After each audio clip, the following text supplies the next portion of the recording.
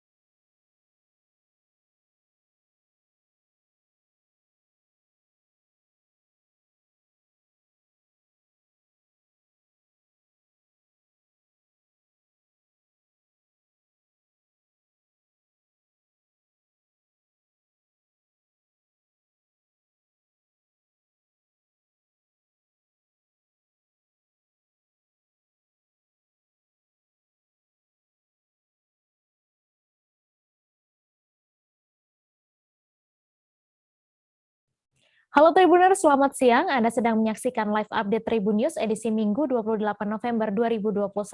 Siang ini akan kami sajikan informasi teraktual dan menarik yang dilaporkan secara langsung oleh reporter lapangan kami. Bersama saya Meisa Desirait, inilah live update selengkapnya. Penunjukan politikus Nasdem Ahmad Saroni menjadi ketua pelaksana Formula E di Jakarta disebut menyiratkan tujuan politis. Hal tersebut disampaikan pengamat politik dari Lingkar Madani Indonesia, Ray Rangkuti. Ray menilai ada agenda politik Nasdem di balik Formula E demi menyongsong pemilihan gubernur atau Pilgub DKI 2024 mendatang. Untuk info selengkapnya akan disampaikan rekan Dionysius Arya Bimasuci, wartawan Tribun Jakarta, yang kini sudah terhubung bersama kami. Halo Dion. Iya, halo rekan Mei. Silakan dengan informasi Anda dapat Anda jelaskan siapa sebenarnya sosok dari Ahmad Saroni ini. Iya Mei, jadi Ahmad Saroni ini merupakan seorang politikus dari Partai Nasdem. Dia kini menjabat sebagai Wakil Ketua Komisi 3 DPR RI. Selain itu, kini ia juga menjabat sebagai Sekjen Ikatan Motor Indonesia atau IMI. Sebelum menjabat sebagai anggota DPR RI, Ahmad Saroni ini dikenal dengan sebutan Crazy Rich Tanjung Priok. Begitu Mei. Ya, kemudian bagaimana pendapat pengamat soal penunjukan Saroni sebagai Ketua Pelaksana Formula E di Jakarta? Ya, pengamat politik Lingkar Madani Indonesia, Ray Rangkuti ini menilai ada agenda politik Nasdem di balik penunjukan Saroni sebagai Ketua Pelaksana Formula E di Jakarta. Menurutnya, Nasdem ingin mengorbitkan sosok Saroni untuk pemilihan gubernur pada 2024 mendatang. Apalagi belakangan kita tahu juga hubungan antara Gubernur Anies dengan Nasdem ini terlihat cukup dekat. Hal ini bisa terlihat dari kehadiran Anies di berbagai kegiatan yang diselenggarakan oleh Nasdem. Begitu, Mei. Lalu bagaimana peluang Saroni di Pilgub DKI mendatang? Ya, peluang Saroni untuk maju di Pilgub 2020 mendatang memang cukup besar. Ray menilai Saroni ini disiapkan oleh Nasdem untuk maju sebagai calon wakil gubernur DKI Jakarta pada 2024 mendatang.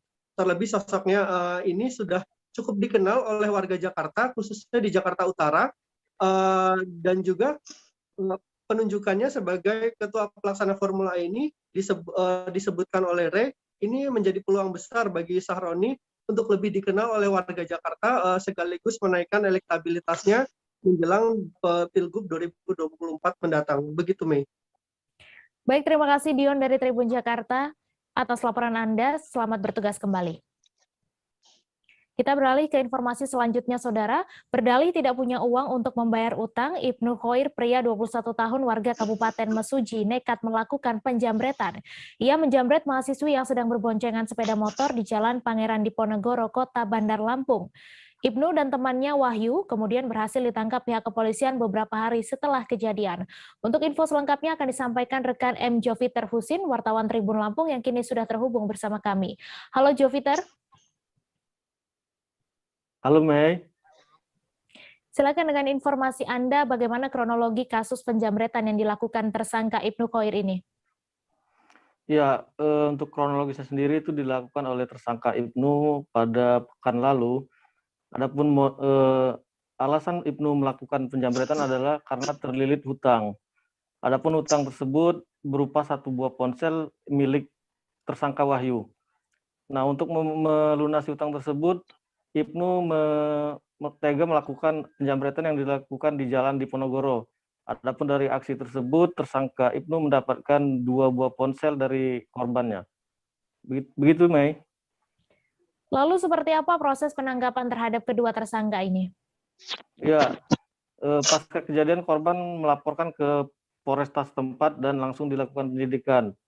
Berselang 3 hari dari kejadian, jajaran di Reskrim Polda Lampung berhasil mengamankan tersangka Wahyu dan tersangka Ibnu.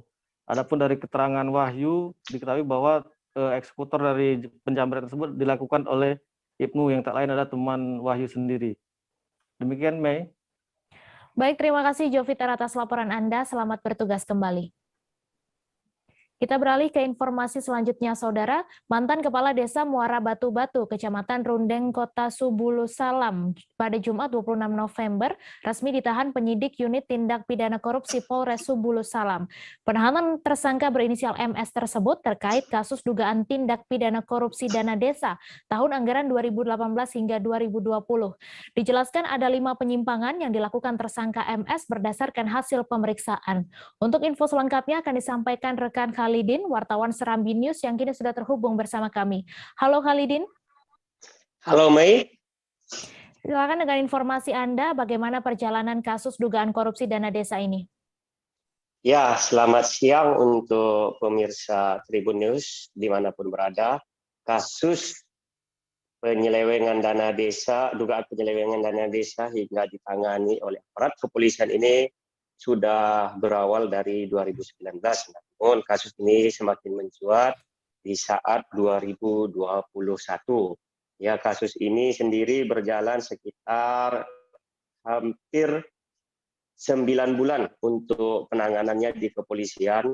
Saat itu sebenarnya aparat kepolisian, khususnya dari unit Tipikor, Satreskrim Polres Subulu Salam mulai menangani sekitar Januari.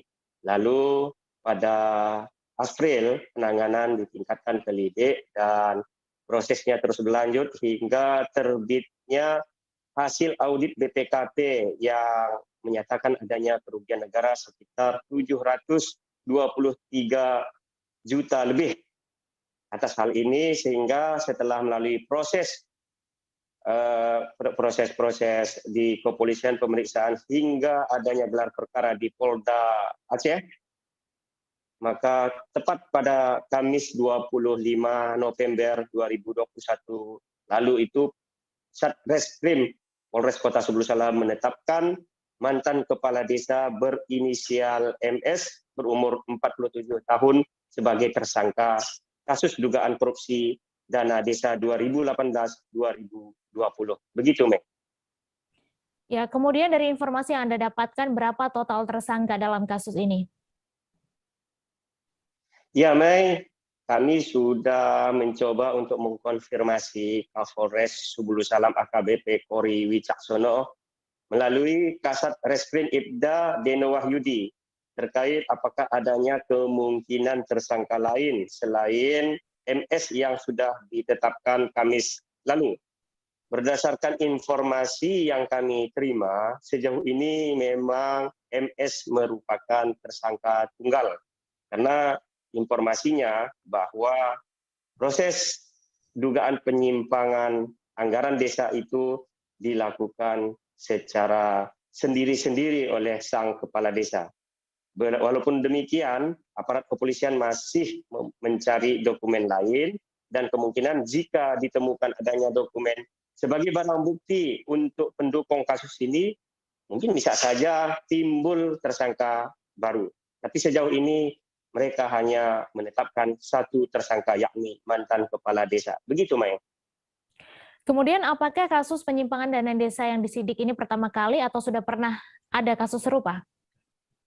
Ya, Mai. Untuk Kota Subulu Salam sendiri memang kasus penetapan sebagai tersangka terhadap salah seorang mantan kepala desa di Kota Subulu Salam ini merupakan pertama kali. Ya, pertama kali kasus dana desa berakhir di proses hukum dan ini menjadi sejarah bagi penegakan hukum khususnya tindak pidana korupsi, yaitu di mana ditetapkannya tersangka MS sebagai tersangka serta ditahan pada Jumat 26 November kemarin. Jadi ini adalah pertama kali sehingga diharapkan menjadi cemeti bagi para kepala desa yang aktif saat ini untuk melaksanakan atau mengelola anggaran desa sesuai mekanisme dan peraturan. Begitu, Mei. Lalu dapat Anda jelaskan bagaimana modus penyelewengan dana desa Muara Batu-Batu ini? Ya, Mei. MS adalah kepala desa aktif di 2020 hingga 2020 lalu, dan kasus penyimpangan ini terjadi antara 2018 sampai 2020 atau tiga anggaran ya.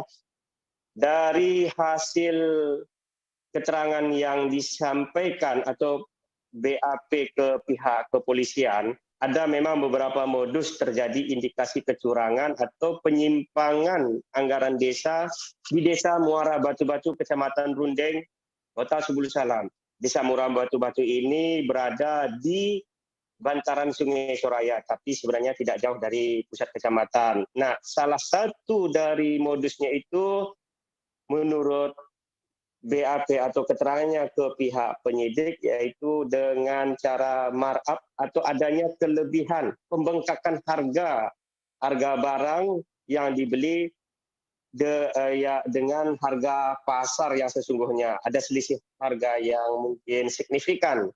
Jadi salah satu barang tersebut yang diadakan yakni pengadaan seng ya.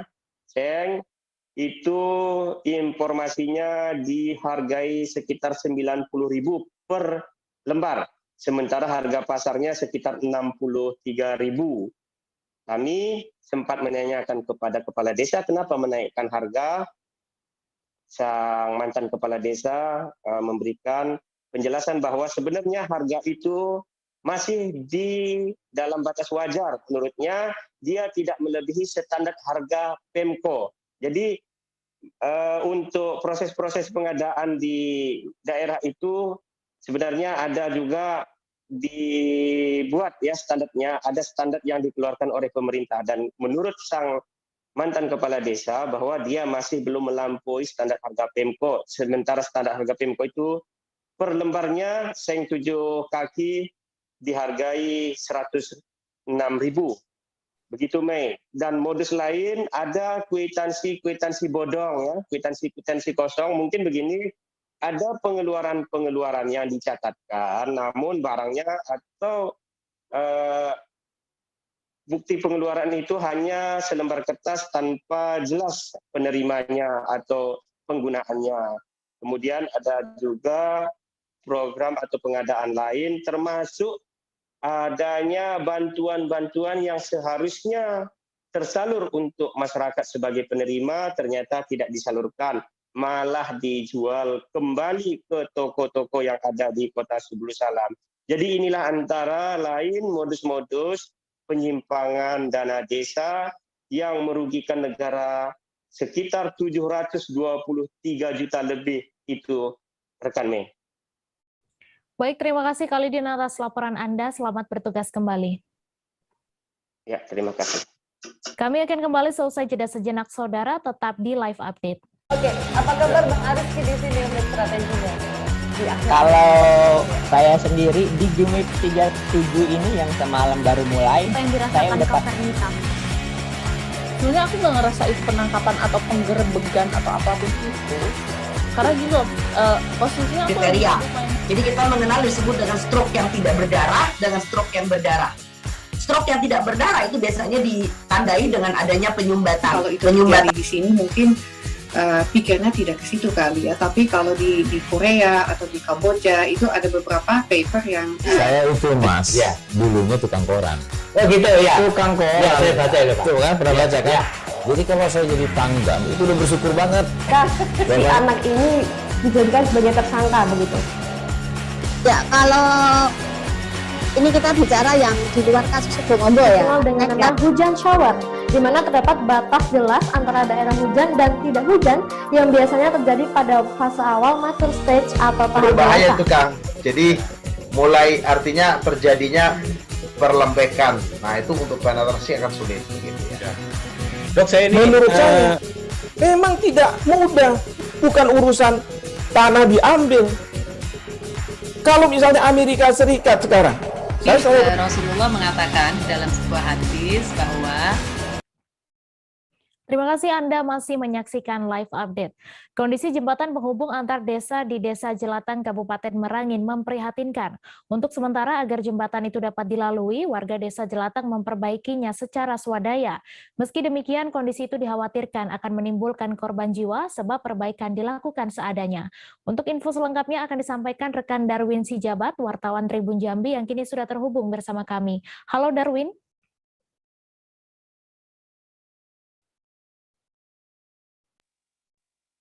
Ya, rekan Mei dan pemirsa Tribuners. Ya, silakan dengan informasi Anda dapat Anda jelaskan bagaimana kondisi dari jembatan itu.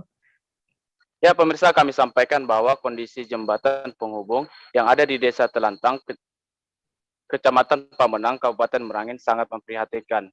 Sehingga pengendara yang melintasi jalan tersebut atau jembatan tersebut harus sangat berhati-hati. Sehingga kenapa? Karena memang salah satu sisi dari jembatan tersebut masih terputus atau masih amblas. Sehingga dikhawatirkan ketika pengendara yang tidak berhati-hati ketika melintas dari jembatan ini, dikhawatirkan akan terjatuh ke bawah karena jembatan yang diperbaiki tersebut masih seadanya. Seperti itu rekan Mei. Ya, kemudian kira-kira apa penyebab jembatan itu bisa rubuh dan kapan rubuh dan apakah sudah sering rubuh memang? Ya, pemirsa, kami sampaikan bahwa jembatan itu sudah sering sekali rubuh. Hanya saja yang paling parahnya terjadi pada Jumat kemarin, di mana hampir seluruh sisi dari jembatan tersebut amblas ke bawah. Dan ini sudah sering diperbaiki oleh masyarakat secara swadaya. Namun, kerap kali jembatan ini rubuh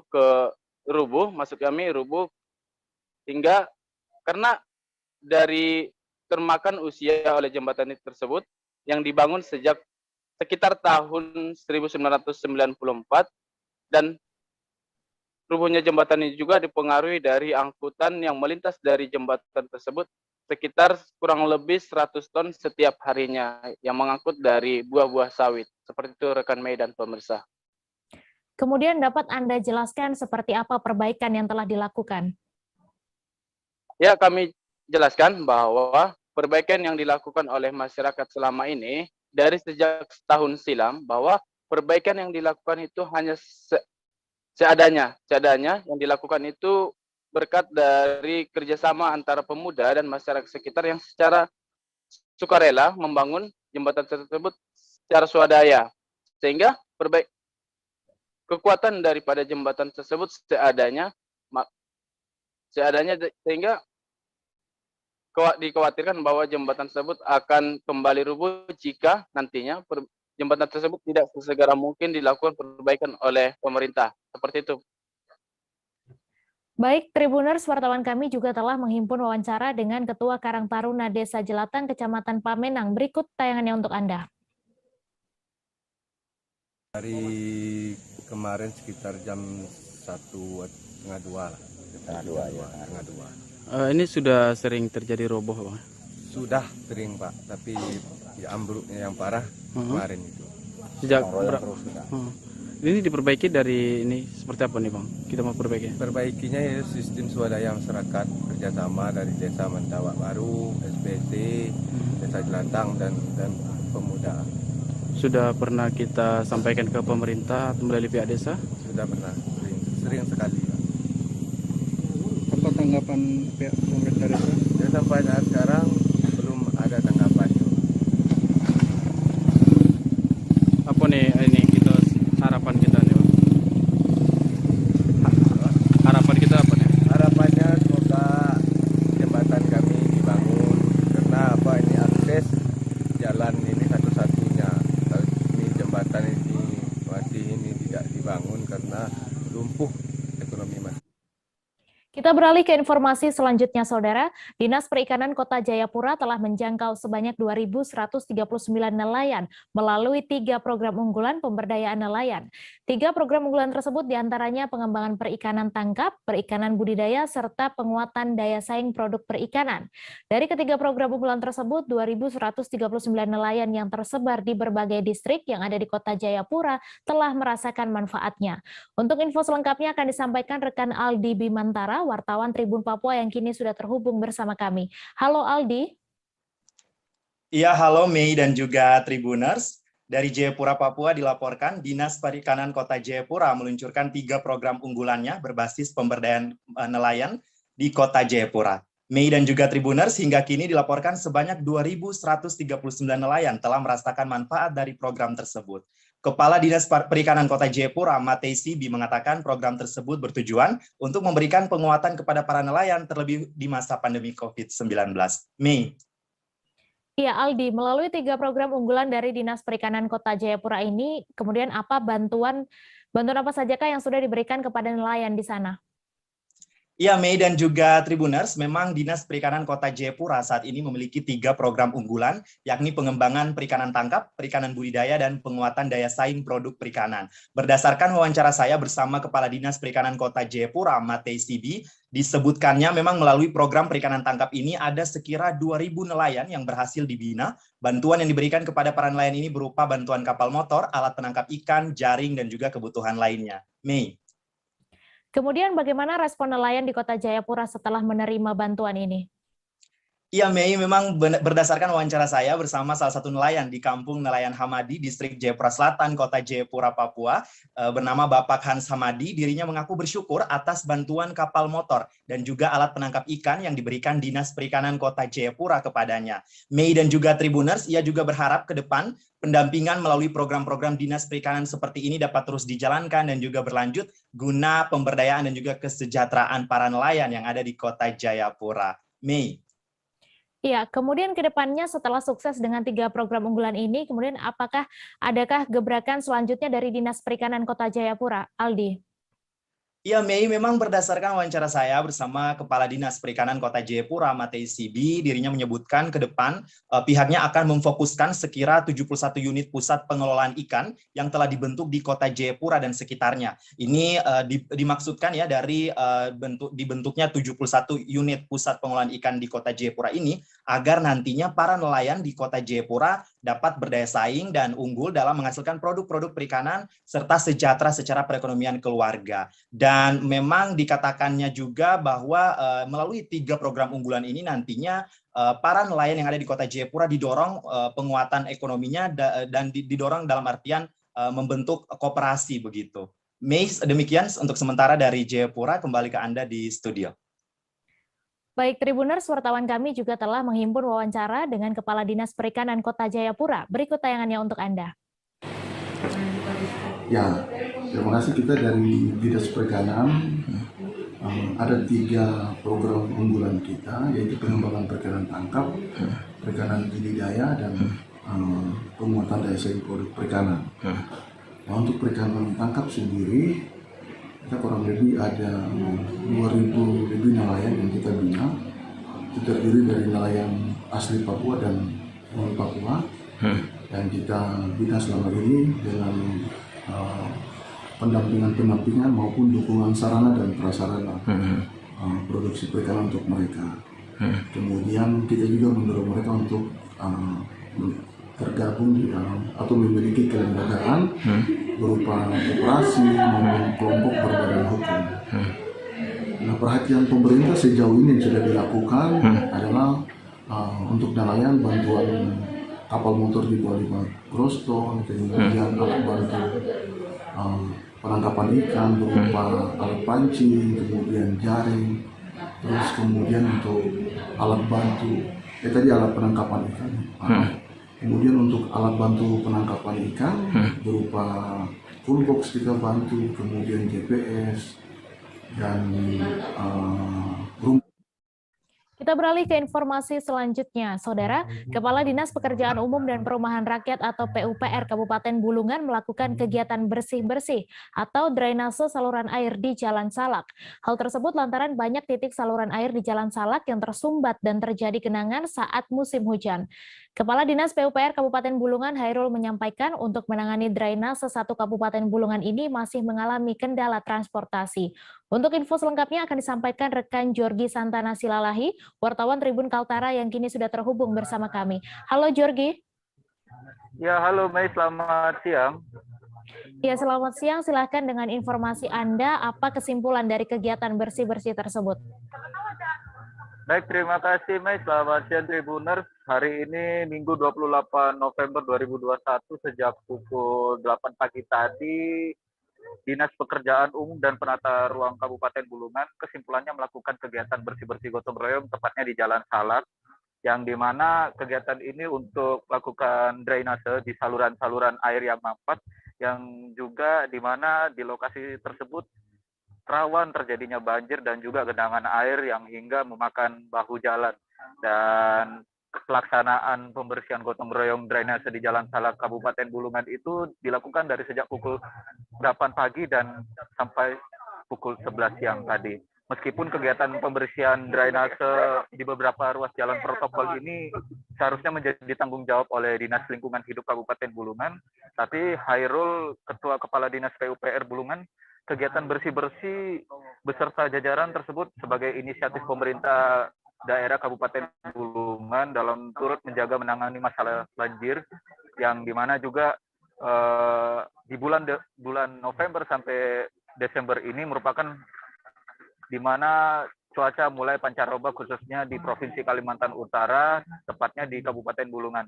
Rencananya perbaikan drainase dan juga normalisasi saluran ini secara bertahap dari awal tahun 2022, yang dimana ditutup pakai kayu papan, bakal diganti dengan bangunan manhole atau penutup lubang got, kemudian pasang besi trail, yang dimana besi got selokan itu supaya tidak ada lagi genangan hingga makan jalan, ataupun dan membangun plat juker gorong-gorong itu juga yang nantinya akan menghubungkan pembuangan air menuju pembuangan saluran di air drainase hingga ke sungai. Ia juga menyebutkan alasan pergantian papan kayu ini untuk nantinya dipakai oleh papan besi supaya tidak terjadinya ada pembangunan di daerah tersebut yang mayoritas rawan genangan banjir hingga di pinggir jalan. Dan ia juga menyebutkan sesuai peraturan daerah nomor 25 tahun 2002 tentang ketertiban dan kebersihan lingkungan dalam wilayah Kabupaten Bulungan pada pasal 4 huruf B dan C dan pasal 8 ayat 1 dan 2. Mei. Ya, kemudian apa kendala utama saat ini dari pihak Dinas PUPR sendiri? Baik, menurut kendala dari Dinas PUPR Kabupaten Bulungan menyampaikan ada beberapa titik yang belum bisa ditangani, khususnya di daerah hulu, di area gunung, yang dimana drainase ini masih bertahap untuk di pembangunan dan juga dipakai saluran air, terutama yang fokuskannya oleh teman-teman Dinas PUPR itu adalah di daerah kota, yaitu di daerah konstruksi perbatasan antara Bulungan dengan daerah hilir, itu yang sangat sulit. Dan kedua, adanya Bulungan itu Dinas PUPR itu menginginkan adanya bantuan anggaran kendaraan operasional. Kemudian yang ketiga, alat-alat yang perlu dilengkapi di awal tahun 2022 adalah yaitu mesin trako, yang dimana untuk mengangkut limbah atau air-air yang padat di drainase sendiri. Nih. Baik, Tribuners, wartawan kami juga telah menghimpun wawancara dengan Kepala Dinas PUPR Kabupaten Bulungan. Berikut tayangannya untuk Anda. Ini kita coba saluran yang di Jalan Salak drainasenya, karena ini adalah posisi yang paling rendah. Jadi kenapa harus di sini? Ini nanti kita anggap saluran yang utama lah untuk mengalirkan dari titik-titik lain, spot-spot yang dari jalan seperti Jalan Rabai Padi yang dari sana. Nah, aliran airnya ini larinya ke Jalan Kolonel Taji. Untuk ke depan semua di Jalan Buah-Buah ini, bahkan nanti mungkin ke tempat lain, karena kami ada timnya itu, kami itu ada tim surveinya. Nah itu setiap hujan dia survei di titik-titik mana ada genangan. Dan kerjaan kami ini bukan hanya yang di dalam parit, yang di atas jalan juga kami keringkan. Seperti itu tadi di Jalan Langsat kita keringkan.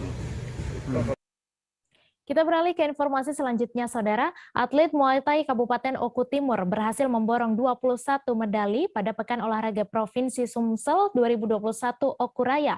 Perolehan 21 medali tersebut dengan rincian 8 emas, 5 perak, dan 8 perunggu.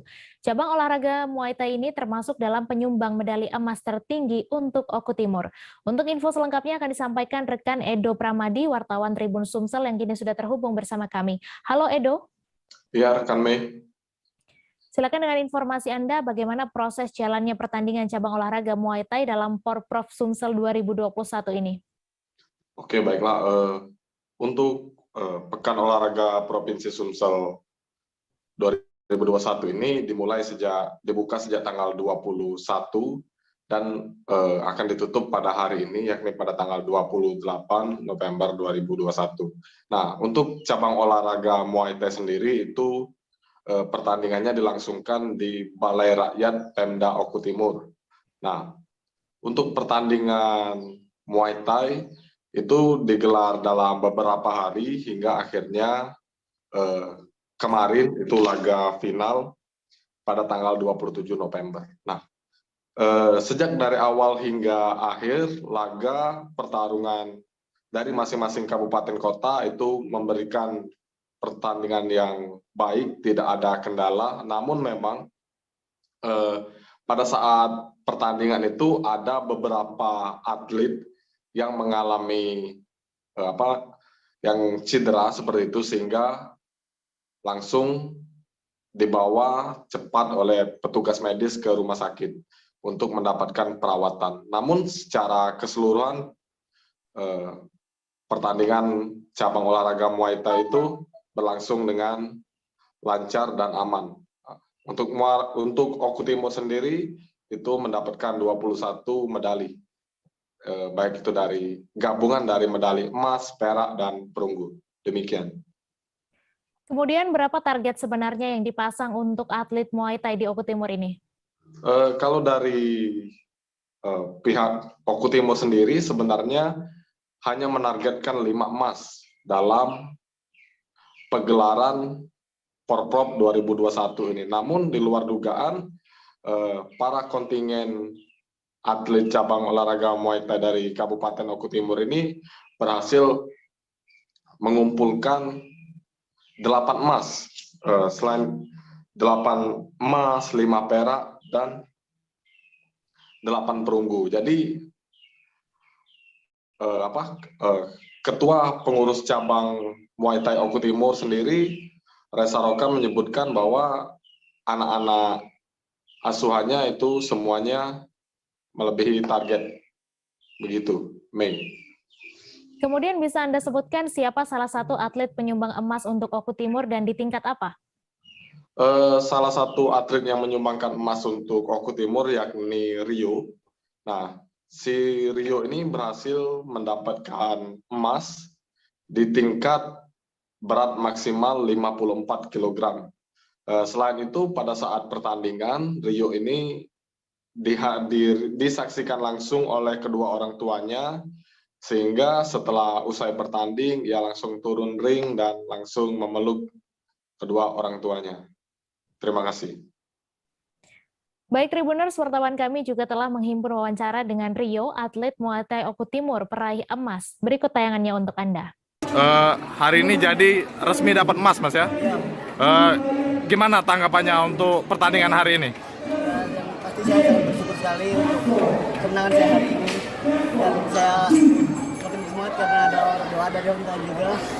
Jadi, alhamdulillah. Sebelumnya persiapannya gimana untuk latihannya? Kemarin itu persiapan kami ada sekitar lebih dari 4 bulan lah untuk persiapan latihan Porprov ini di BK10. Di mana tuh? di tempat kediaman Bapak Reza. Oke. Mas, sebelumnya sempat mengira nggak bahwa akan dapat emas atau gimana? Ya mengira mendapat emas itu sepertinya sedih ya, cuman bagaimana caranya sih kita berusaha sekuat tenaga karena disupport dari kedua orang tua juga. Jadi alhamdulillah ini tadi mendapatkan juara 1. Ini di tingkat apa, Mas? Tingkat porprov, Mas. Porprov berapa kilo? Apa, Mas? Berapa kilogram? Maksimal 54. Oke. Oke, Ibu. Ibu dari Rio. Gimana, Bu? Apa yang ingin disampaikan sama Rio, Bu? Bapak aja, Pak.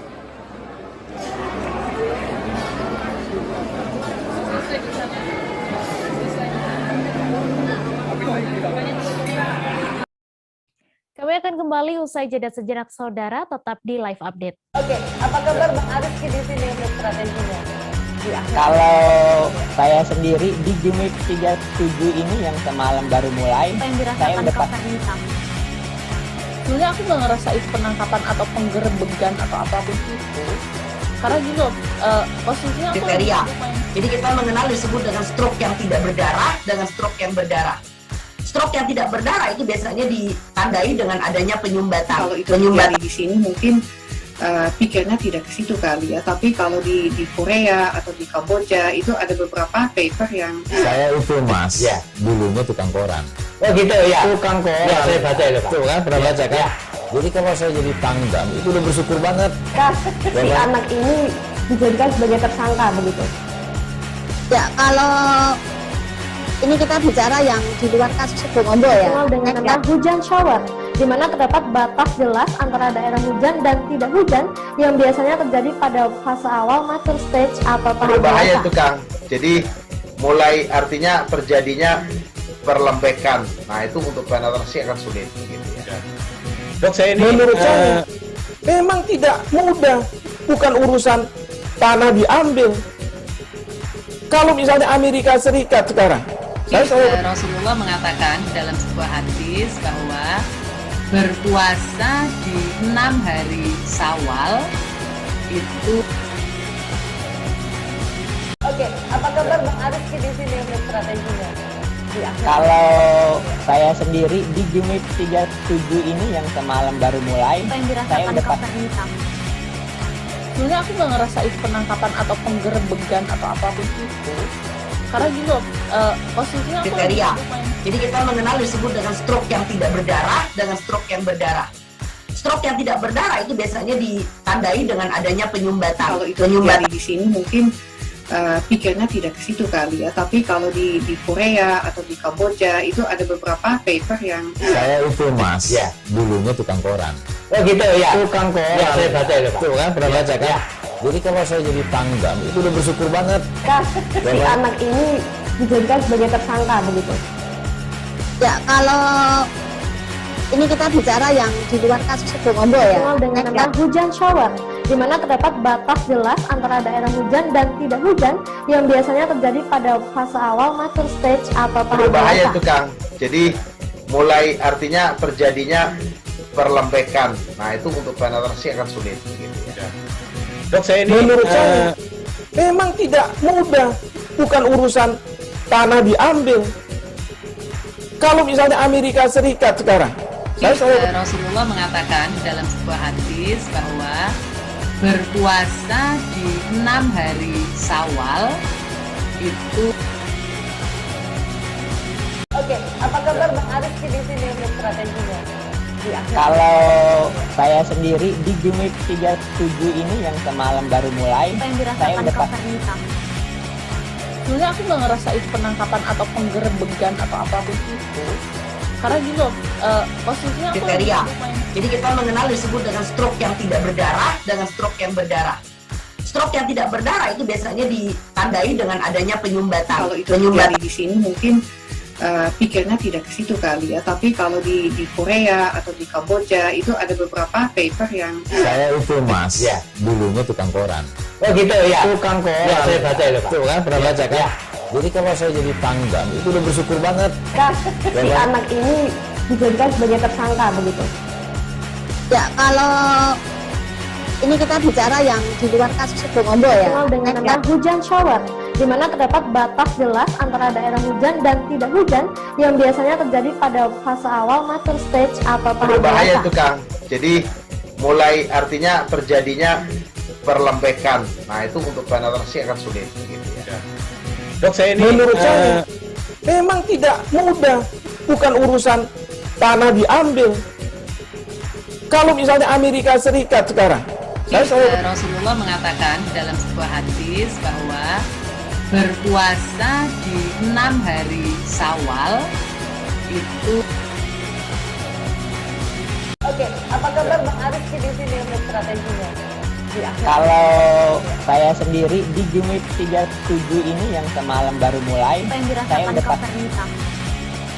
Sebenarnya aku nggak ngerasain penangkapan atau penggerebekan atau apapun itu. Karena gini loh, posisinya aku Kriteria. Jadi kita mengenal disebut dengan stroke yang tidak berdarah dengan stroke yang berdarah. Stroke yang tidak berdarah itu biasanya ditandai dengan adanya penyumbatan. Kalau itu terjadi di sini mungkin pikirnya tidak ke situ kali ya, tapi kalau di Korea atau di Kamboja itu ada beberapa paper yang Saya itu Mas, dulunya tukang koran. Oh gitu ya. Tukang koran. Ya, saya baca itu Pak. Tuh kan, pernah baca kan? Jadi kalau saya jadi pangdam, itu udah bersyukur banget. Si anak ini dijadikan sebagai tersangka begitu. Ya kalau ini kita bicara yang di luar kasus Sebongombo ya. Dikenal dengan nama hujan shower, di mana terdapat batas jelas antara daerah hujan dan tidak hujan yang biasanya terjadi pada fase awal mature stage atau tahap Berbahaya dewasa. itu Kang. Jadi mulai artinya terjadinya perlembekan. Nah itu untuk penetrasi akan sulit. Gitu ya. Dok, saya ini menurut saya memang tidak mudah. Bukan urusan tanah diambil. Kalau misalnya Amerika Serikat sekarang, Rasulullah mengatakan dalam sebuah hadis bahwa berpuasa di 6 hari Syawal itu. Oke, apa kabar Bang Ariski di sini untuk strateginya? Kalau saya sendiri di Jumit 37 ini yang semalam baru mulai. Terima kasih Anda masih menyaksikan live update.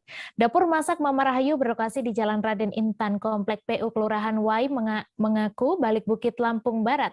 Dapur Masak Mama Rahayu ini menyediakan aneka bumbu masak siap pakai, serta bumbu masak siap pakai yang ditawarkan bebas dari bahan pengawet dan MSG. Untuk informasi lebih lengkapnya akan disampaikan oleh rekan Nanda, wartawan Tribun Lampung. Halo Nanda.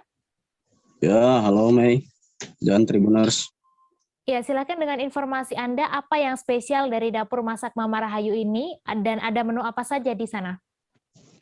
Yang spesial dari Dapur Masak Mama Rahayu ini, di sana menyediakan berbagai macam bumbu masak siap pakai yang bebas dari bahan pengawet dan MSG. Kemudian ada juga berbagai menu kuliner lainnya yang disediakan di sana seperti bandeng presto, dan juga ikan tongkol presto. Demikian, Mei. Lalu bagaimana tarif dari menu-menu di Dapur Masak Mama Rahayu? Apakah selain makan di tempat bisa juga dipesan? Tarif dari menu-menu yang ditawarkan di Dapur Masak Mama Rahayu bervariasi. Kalau untuk bumbu siap pakainya sendiri itu per cupnya Rp20.000 sampai Rp40.000. Untuk ukuran besarnya Rp40.000. Kemudian di situ juga menyediakan catering untuk pesta dengan tarif Rp25.000 sampai Rp50.000. Lalu ada nasi bungkus Rp10.000 sampai Rp15.000, nasi kotak Rp20.000 sampai Rp25.000, prasmanan Rp15 sampai Rp25.000, ada kopi teh susu Rp3.000 sampai Rp5.000, nasi goreng ayam Rp15.000.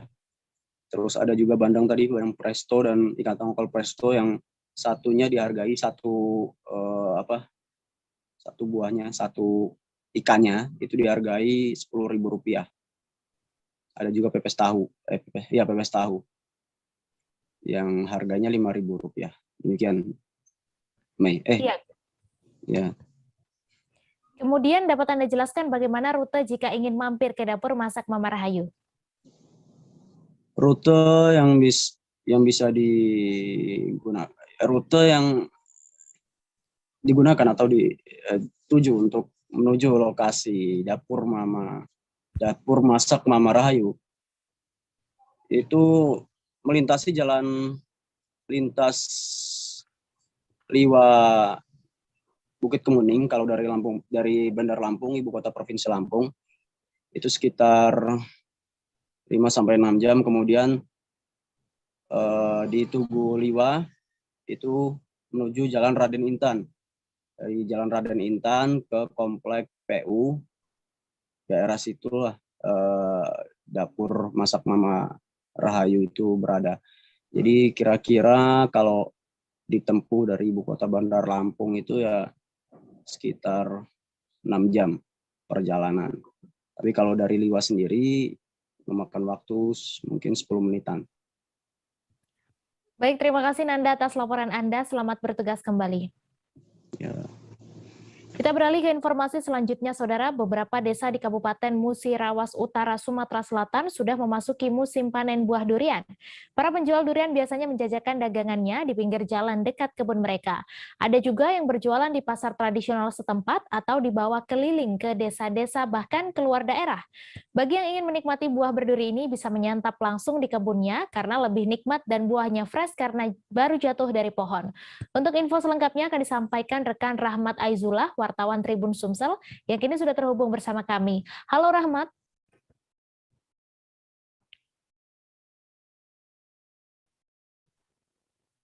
Halo, Mai. Ya, silakan dengan informasi Anda bagaimana keseruan menikmati buah durian di kebunnya langsung.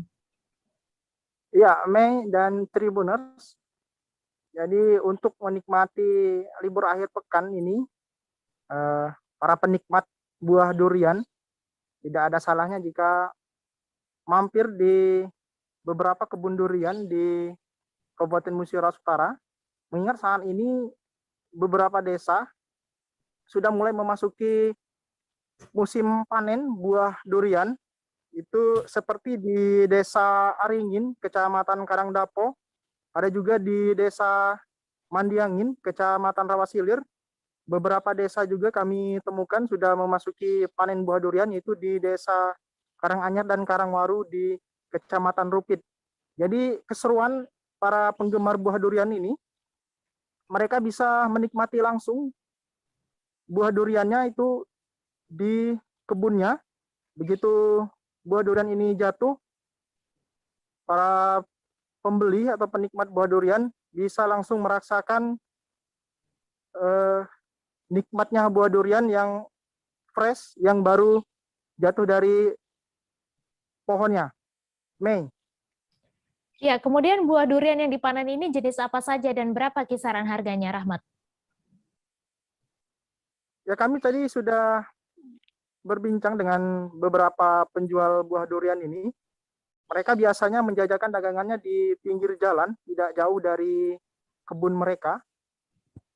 Untuk jenis buah durian sendiri di sini, di Kabupaten Musirawas Utara ini, banyak macamnya. Itu diantaranya itu ada durian montong, ada juga durian tembaga, durian emas, kemudian ada juga durian kuningan, ada juga bahasa setempat, bahasa di desa-desa di sini, itu mereka menyebutnya ada durian bakul, durian buntal, kemudian ada juga durian jelojo, dan masih banyak lagi. Mei. Kemudian untuk harganya sendiri, karena sekarang ini sudah memasuki musim panen yang cukup banyak, jadi harganya sudah mulai turun dibandingkan sebelumnya. Itu sekarang bisa dibeli dengan harga 10.000 per buah. Namun ada juga yang harganya cukup tinggi, yaitu seperti jenis durian montong ini, harganya mencapai 60.000 per buah. Demikian, Mei. Ya, kemudian selain dimakan langsung, adakah olahan makanan lain dari buah durian ini, Rahmat? Ya, jadi di Kabupaten Musirawas Utara, Sumatera Selatan ini ada beberapa olahan makanan yang terbuat dari bahan dasarnya durian. Jadi buah durian ini selain dimakan langsung,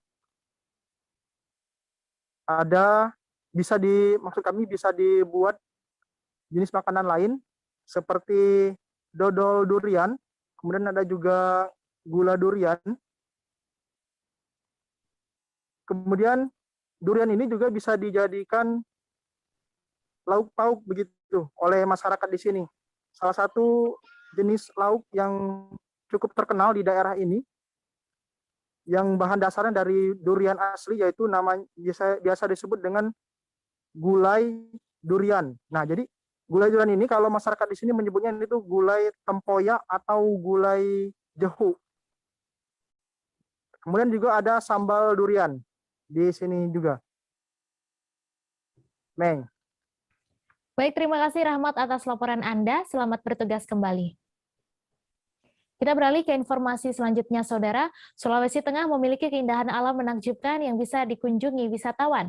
Pegunungan, pantai, hingga budayanya memiliki daya pikat tersendiri. Apalagi jika Anda berkunjung ke Kota Palu, Sulawesi Tengah, tak lengkap rasanya jika tidak mendatangi Matantimali.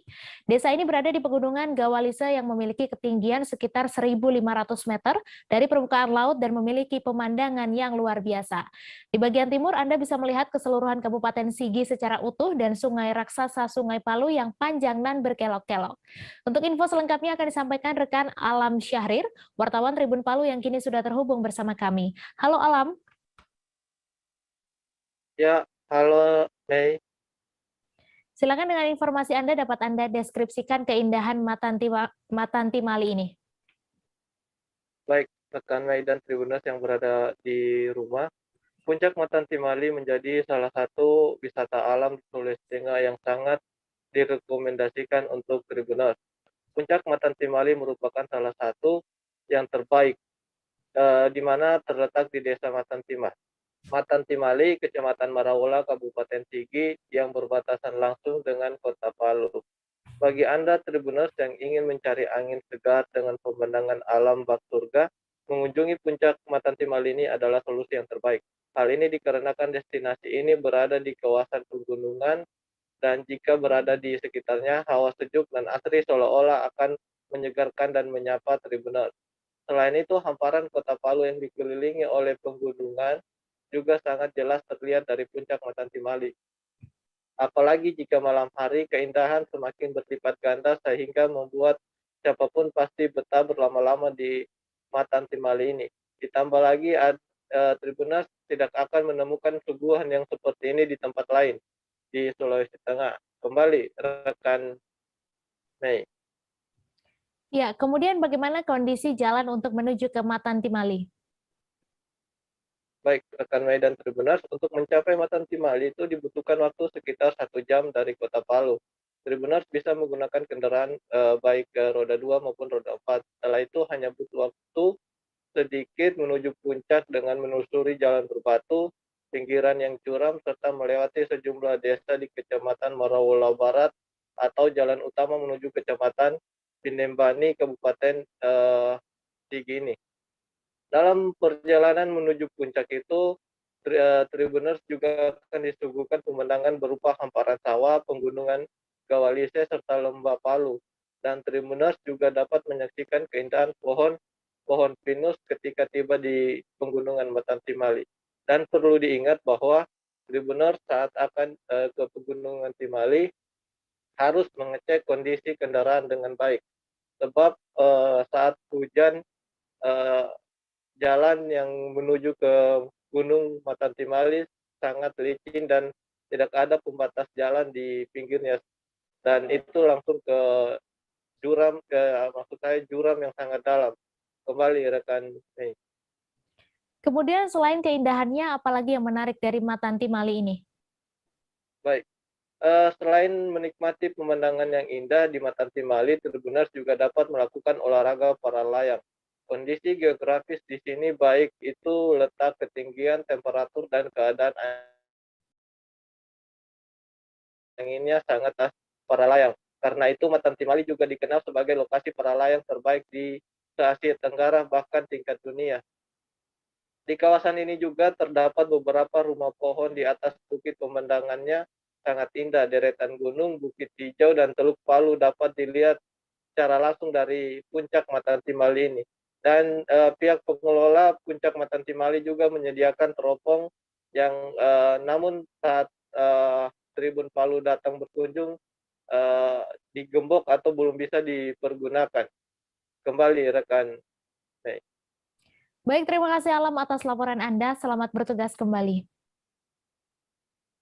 Kami akan kembali usai jeda sejenak, saudara. Tetap di Live Update. Oke, apa kabar Bang Ariski di sini untuk strateginya?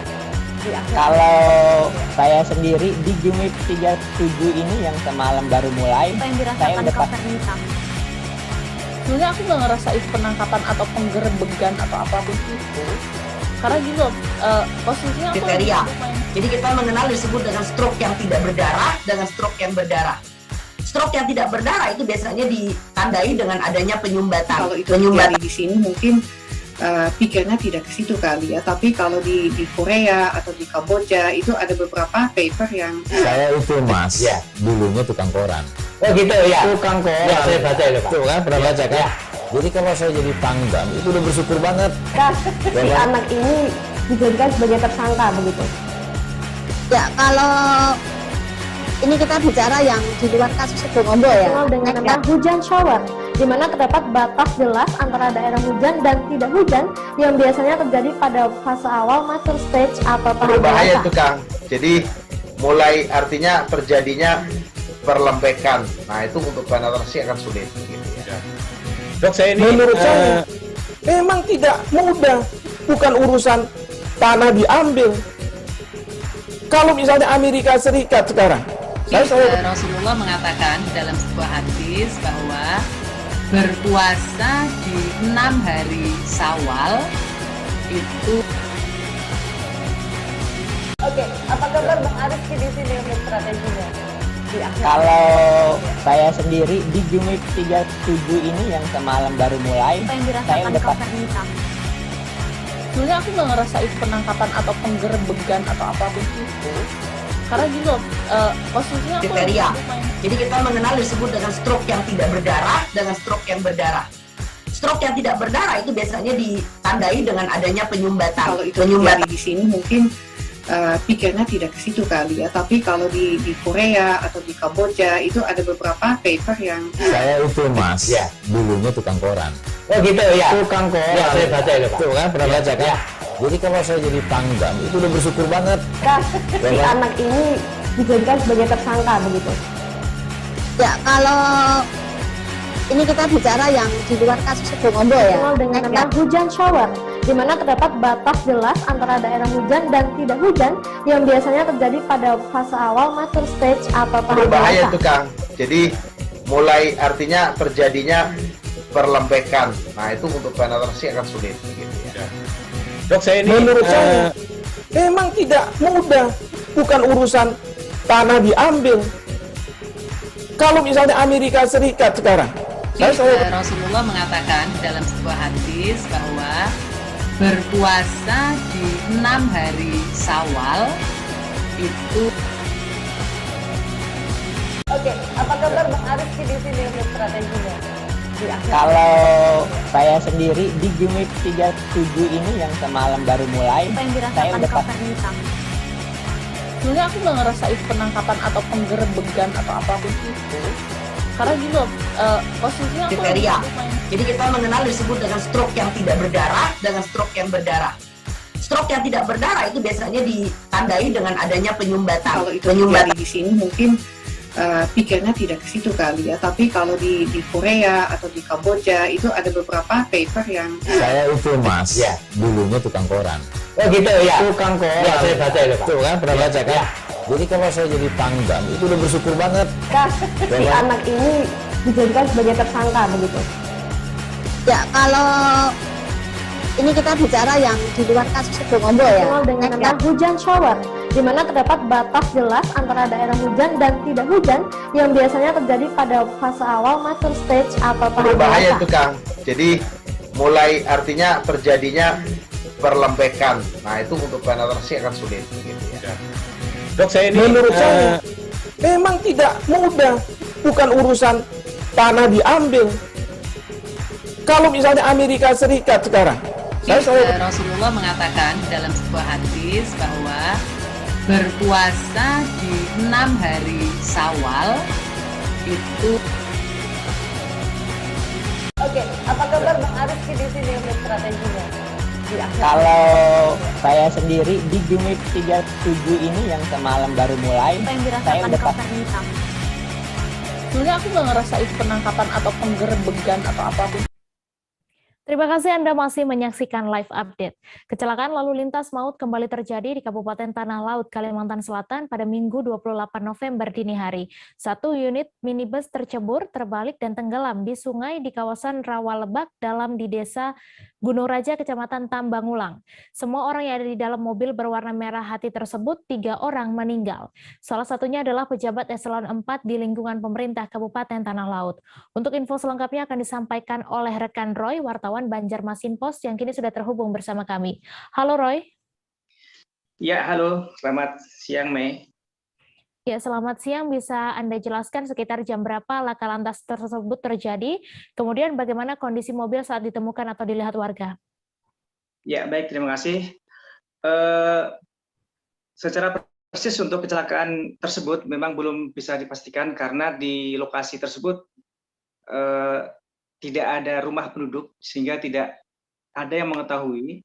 Apalagi diperkirakan laka lantas tersebut terjadi dini hari, barangkali sekitar pukul 00 seperti itu, karena sebelumnya ada kontak dari keluarga, lost kontak sekitar pukul 00 tersebut, sehingga memang dari pihak kepolisian juga tidak mengetahui, sementara ini dari saksi yang melihat langsung, karena memang lokasi itu sangat sepi, tidak ada rumah penduduk, dan baru diketahui ketika sekitar pagi tadi, ketika ada pengendara yang melintas, kemudian dan juga warga sekitar, melihat terkejut ketika ada di dekat sungai setempat yang merupakan di kawasan Rawalebak dalam itu ada terlihat ban mobil, karena mobil itu posisi terbalik dan tenggelam sama sekali, hanya terlihat tipis kondisi ban, hanya seperti yang terlihat. Demikian rekan Mei. Ya, kemudian ketiga korban itu apakah satu keluarga dan kemudian saat itu korban datang dari arah mana dan hendak kemana? Ya. 3 korban yang teridentifikasi meninggal di tempat itu merupakan 2 orang diantaranya adalah keluarga, karena 1 orang yang meninggal itu atas nama Kristiana usia 53 tahun, kemudian ada anak kecil perempuan laki-laki itu Muhammad Danis Kenzi Adiatna, itu umur 4 tahun, itu cucunya dari Kristiana. Kemudian 1 lagi perempuan dewasa bernama Aida Dwi Cahyani, yang merupakan pengasuh dari si Muhammad Kenzi tersebut. Jadi 1 warga, 2 orang ini berkeluarga, yang satunya adalah pengasuh yang juga rumahnya beda tempat seperti itu. Demikian rekan Mei. Kemudian bagaimana upaya Polantas dalam mengevakuasi korban dan menarik mobil dari sungai itu? Ya, begitu mendapatkan informasi dari masyarakat dan memang laka lantas ini sangat cepat menyebar di sosial media maupun di grup sosial chat. Kemudian petugas lantas langsung turun ke lokasi sekitar, kita pantau tadi sekitar pukul 8 sudah meluncur ke lokasi. Memang jarak dari kota Pleiru juga lumayan jauh, sekitar puluhan kilometer. Kemudian petugas juga sempat mengalami kesulitan karena posisi mobil itu berada di sungai, di lahan Rawalebak yang cukup dalam, sehingga petugas juga menggunakan alat bantu. Kalau tidak keliru, dibantu dengan sejenis truk untuk menarik dari sungai ke daratan. Setelah itu kemudian juga mengevakuasi korban ke Rumah Sakit Haji Bu Yasin, dan kemudian juga menarik mobil tersebut ke Polsek Tambangulang, karena peristiwa tersebut terjadi di wilayah hukum Polsek Tambangulang. Demikian rekan Mei. Kemudian di kalangan pegawai Pemkab Tala, seperti apa figur korban di mata mereka? Ya, memang korban ini adalah salah satu pejabat eselon 4 di lingkungan Dinas Tenaga Kerja dan Perindustrian Tanah Laut, sehingga para sanak kerabat dan koleganya berdatangan sejak pagi, termasuk dari lingkungan pegawai di Disnaker Tanah Laut, termasuk ada kepala dinas yang tadi juga kita lihat datang melayat ke rumah duka. Dan saya juga sempat berinteraksi dengan kepala dinas tersebut, Pak Masturi, mengatakan bahwa almarhum ini merupakan figur pegawai yang sangat disiplin dan disebut sebagai agen perubahan, terutama dalam hal reformasi birokrasi, karena sejak almarhum bertugas di Disnakerin dan menangani bidang reformasi, capaian Disnakerin dalam hal reformasi birokrasi melonjak naik dari posisi semula 14 tahun 2019 naik ke peringkat 4 pada tahun 2020 yang lalu. Demikian rekan Mei. Ya, kemudian korban diketahui adalah pejabat Disnakerin Tanah Laut. Kemudian apa yang akan dilakukan keluarga besar instansi itu? Ya, tadi keterangan dari Kepala Dinas Tenaga Kerja dan Perindustrian Tanah Laut, Pak Masturi, mengatakan bahwa besok pagi, awal pekan, yang biasanya tiap awal pekan itu dilaksanakan pengajian, tausiah biasa di kantor tersebut. Nah, untuk khusus besok, tadi diinformasikan akan dilakukan tahlilan khusus untuk mendoakan almarhumah. Demikian, rekan Mei. Baik, terima kasih Roy atas laporan Anda. Selamat bertugas kembali. Kita beralih ke informasi selanjutnya, Saudara. Pengurus Provinsi Persatuan Angkat Berat Seluruh Indonesia atau PABERSI Kalimantan Selatan resmi menggelar kejuaraan provinsi 2021 di Pusat Kebugaran Sela Fitness BHM Teluk Tiram, Banjarmasin pada Minggu 28 November.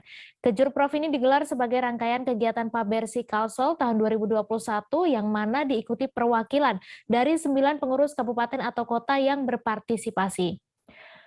Perhelatan Kejurprov ini bertujuan untuk mencari bibit-bibit atlet potensial di Kalsel dan meratakan kekuatan di pengcap-pengcap yang ada.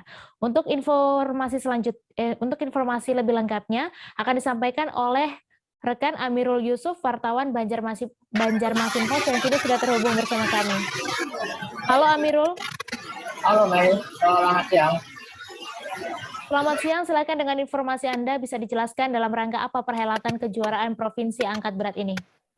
Kejurprov ini digelar sebagai rangkaian kegiatan PABERSI Kalsel 2021 setelah sebelumnya menggelar pelatih dan wasit dan taperprov di 2 hari sebelumnya. Demikian. Kemudian ada berapa dan dari mana saja peserta kejuaraan Provinsi Angkat Berat ini?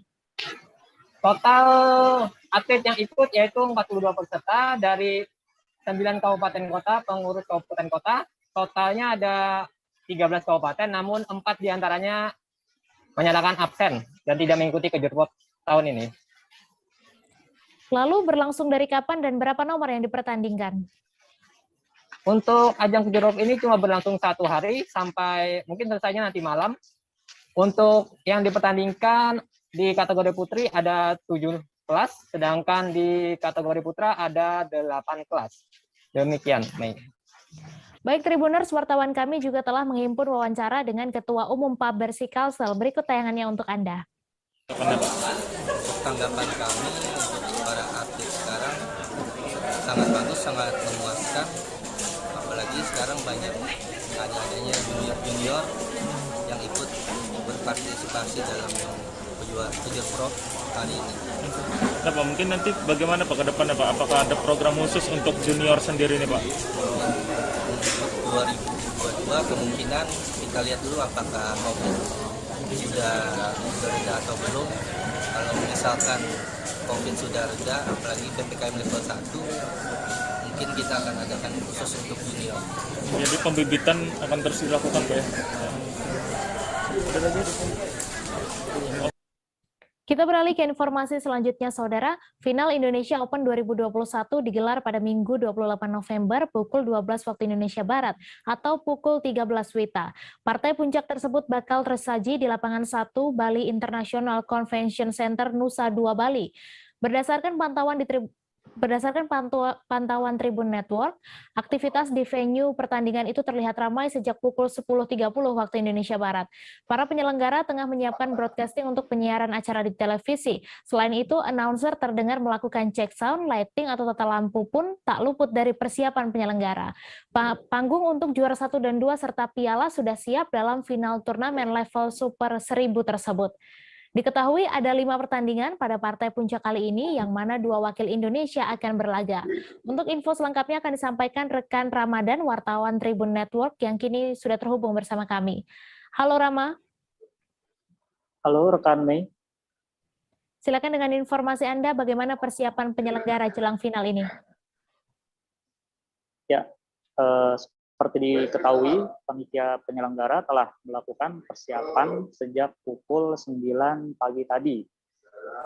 Para penyelenggara menyiapkan segala persiapannya untuk partai final pada hari ini, yaitu di mana panggung untuk para tamu VVIP telah disiapkan sejak pukul 10 pagi tadi. Namun tidak terisi penuh pada pertandingan kali ini. Namun tamu yang hadir tetap memperhatikan protokol kesehatan untuk menikmati partai final kali ini. Namun maksud saya selain itu persiapan juga dilakukan oleh penyelenggara seperti menyiapkan broadcasting untuk penyiaran acara di televisi.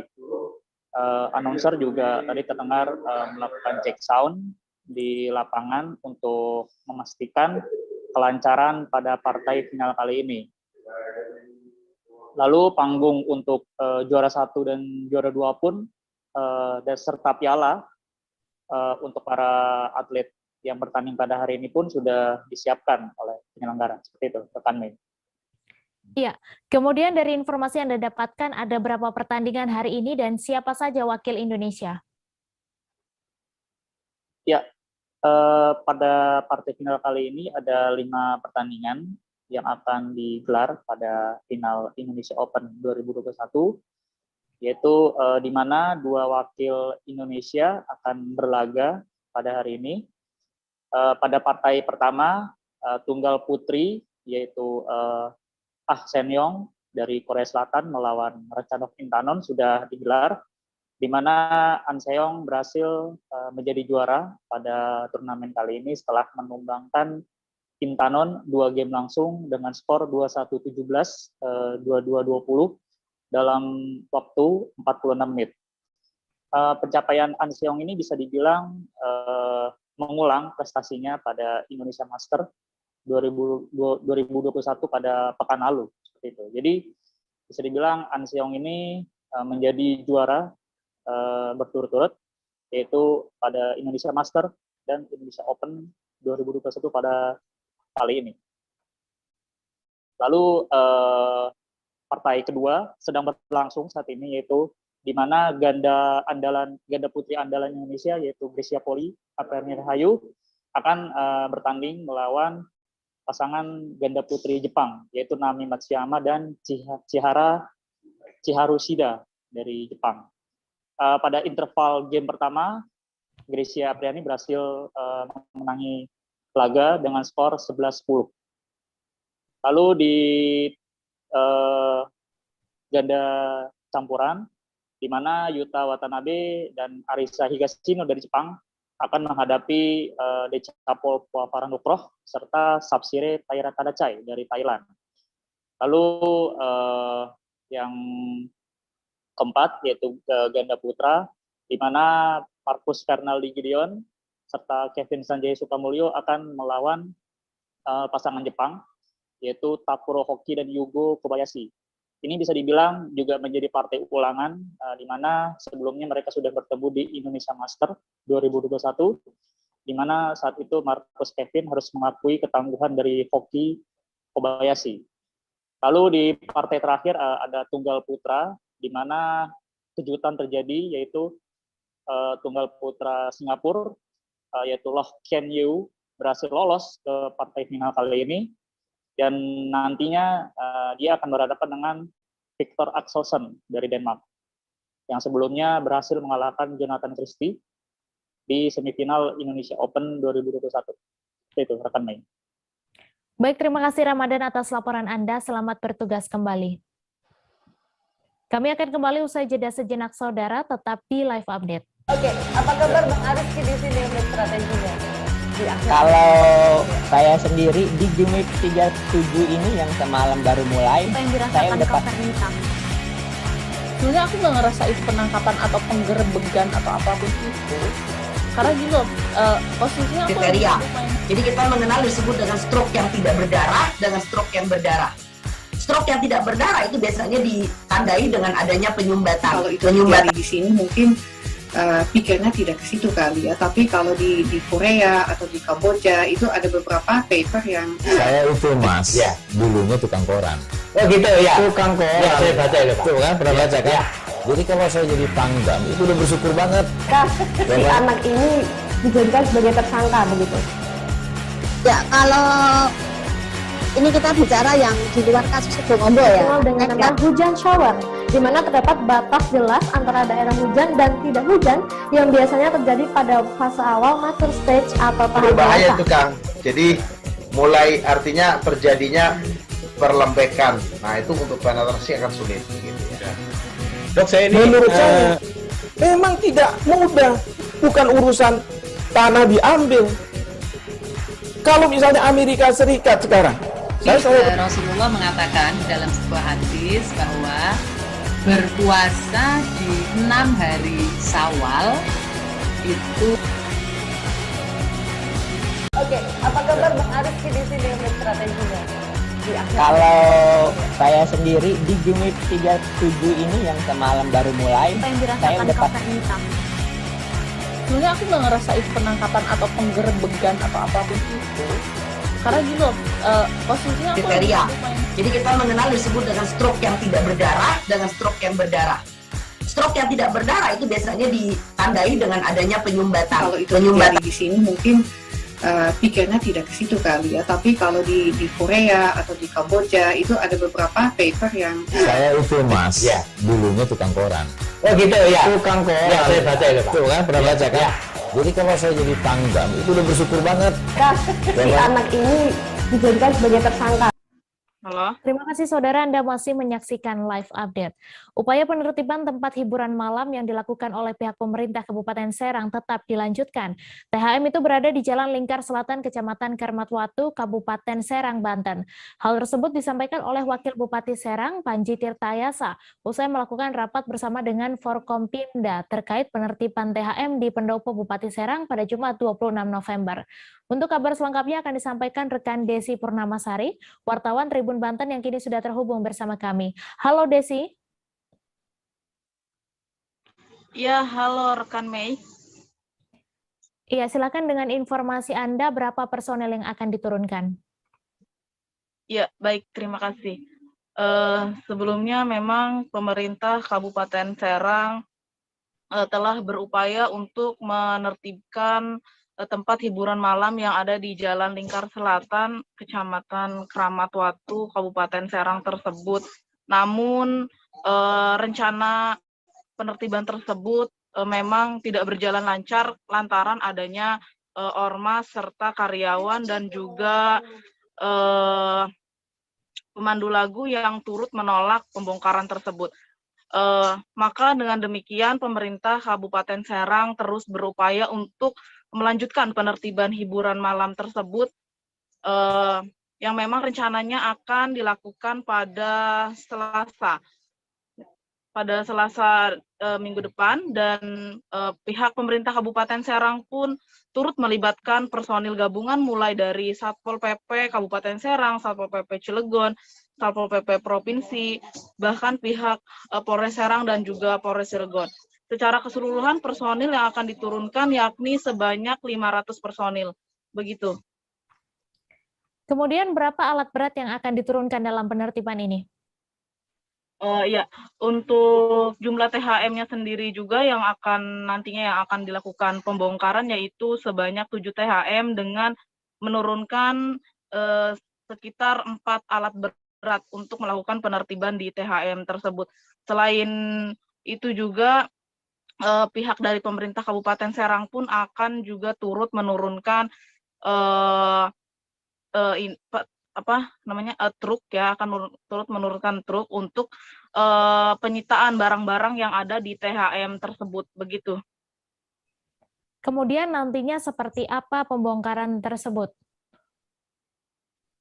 Iya, untuk pembongkarannya sendiri, Wakil Bupati Serang Panji Tirtayasa menegaskan bahwa pembongkaran tersebut tidak akan merusak bangunan konstruksinya karena memang dikhawatirkan pihak pengelola akan mempergunakan kembali THM tersebut dengan sebagaimana fungsinya, yakni ya bukan diperuntukkan bagi THM namun diperuntukkan bagi resto begitu. Dan nantinya juga akan turut dilakukan pengosongan, namun memang pembongkaran tidak akan merusak konstruksi bangunan tersebut begitu.